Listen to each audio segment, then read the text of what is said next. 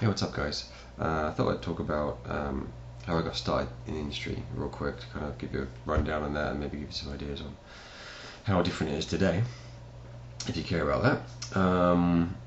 So real quick, I got started in 91, 92-ish, working at a video game magazine called The One in the UK, covering Amiga and ST games at the time. And worked there for about a year as a journalist. Wasn't a very good one. I was about 17 and my salary was very low, so I'm sure that's why I got the job. Moved from that to a company called The Sales Curve, or Storm at the time, as a pixel artist. At that time we had like two-person teams. One person would do the programming, one person would do the artwork, and that was it basically. Crazy.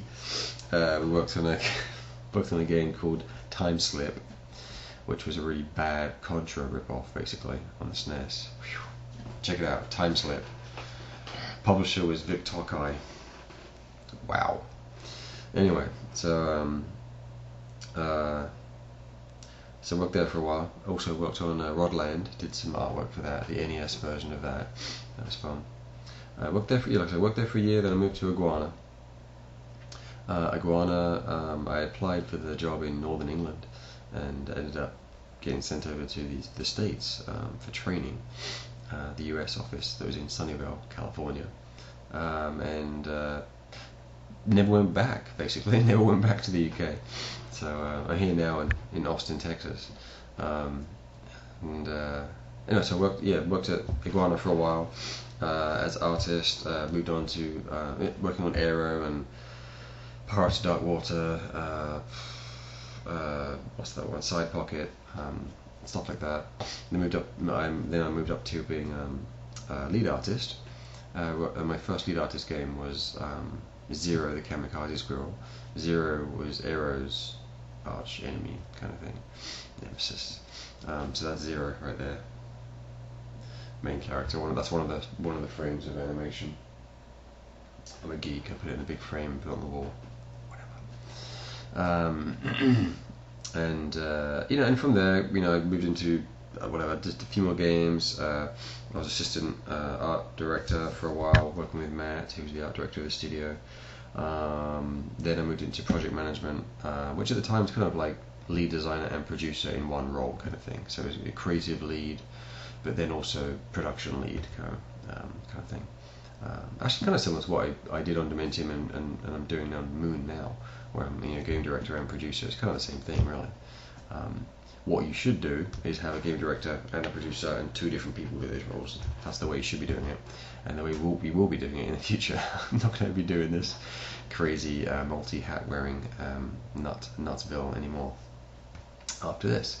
Anyway, so did that for a while at Iguana. The first project that we finally landed on and got out the door was Iggy's Wrecking Balls for the N64.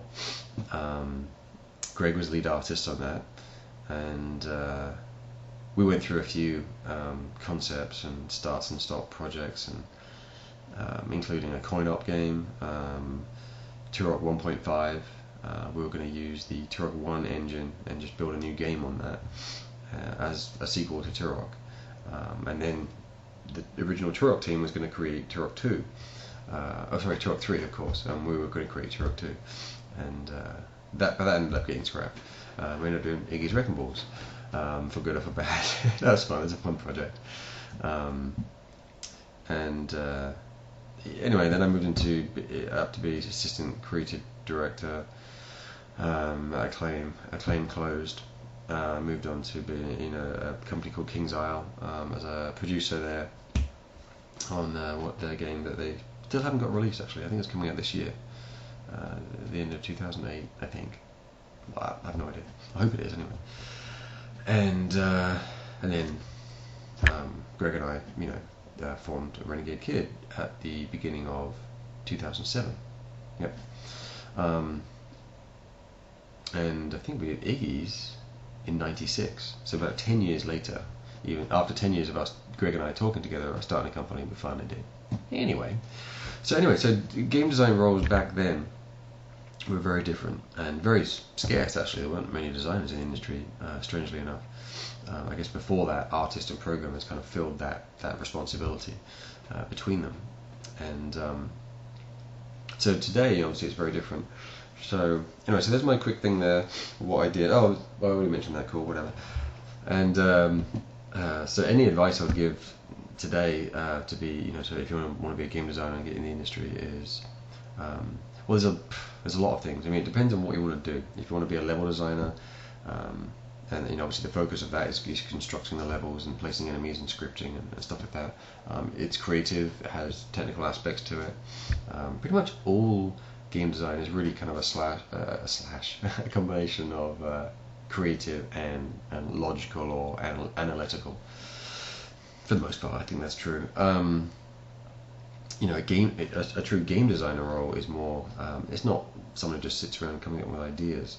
It's more of the implementation of those ideas when it comes to player controls and enemies, any kind of systems you may have in the game, stuff like that. So it's kind of tricky. It's not a simple path to figure out what you want to do. But some of the key things would be learning some programs like 3ds Max or Maya, or both. Actually getting into things like doing mods, like for Unreal games and stuff like that is a great thing, because then you really get to play with all the pieces and design maps for using existing pieces, which is a nice way to get your feet wet, get your hands dirty, however you want to call it.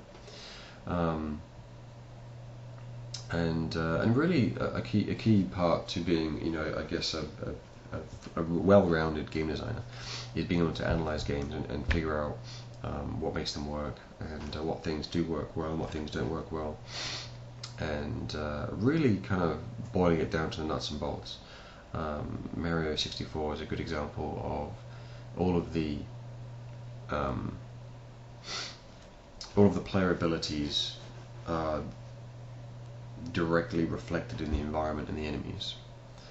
So you can do a backflip, and there's a reason for that. It's not just because it looks cool and it's fun, but there's a high ledge, and the only way you can get up there is by doing a backflip. However, there may be some situations where there's a high ledge, but there's also a wall here. So high ledge, wall.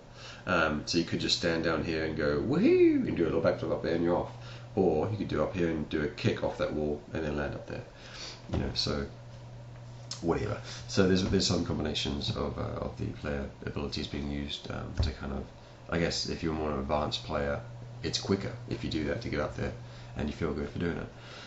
There's the long jump, of course, to get over long jumps and so on. So, but even beyond that, then what buttons are used to pull off those moves, and then even and why, and what feels best, and why does that feel bad, and why does this feel good, and so on. And then beyond that. Sometimes a button has to be held down for a certain amount of time, or released at a certain time, or pressed in combination with this button, or that's pressed after these two have been pressed, or whatever. And that's getting into more like fighting game type stuff or combat stuff. But so it's really getting in there and digging deep to find out what makes games work and the choices that were made. And especially nowadays with the 3D games, there's been some really great, I guess, in my opinion, involvements, in game design with 3D. They weren't so prevalent in the original PlayStation N64 days, because everyone was still learning, still grappling with the 3D aspect of games. But nowadays, I mean, or even the PS2 era, it started to really come around. The camera for Resident Evil 4, for example, is in my opinion an involvement of one way of doing a third-person camera system, and it's very similar on Gears of War. It's a very similar system. It works really well. Versus, Mario 64, that camera, the chase cam, they're completely different executions for completely different reasons, and they work really well, depending on the game that you do. So anyway, so there's lots of stuff to look at and kind of analyze and really kind of to try and train your mind with that perspective to be a game designer. Anyway, so I've waffled on too long. Thanks for sticking around, and I will see you next time. And if anyone has any comments or questions on this, then great. They're very welcome. Thanks. Bye.